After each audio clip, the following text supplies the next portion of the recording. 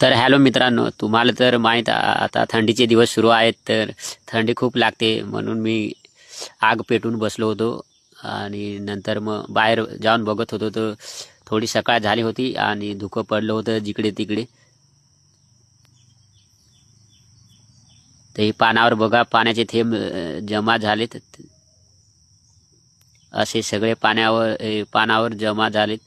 आणि नंतर काजूवर बघत होतो, तो मौर पण आलाय, म्हणजे यावर्षी काजू पण लागतील, खायची मजा होईल. आणि नंतर मग मी आमच्या चवळीत गेलो आणि चवळी बघत होतो. थंडी लागत होती म्हणून जॅकेट भरूनच फिरतो सकाळी. तर हे चवळीची फुलं बघा, आणि चवळी जिकडे तिकडे पसरलेली आहे.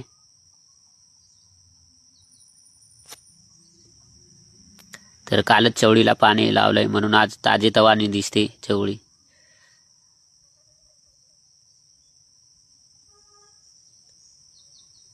तर तर जवळून दाखवतो तुम्हाला, हे बघा चवळी कशी असते.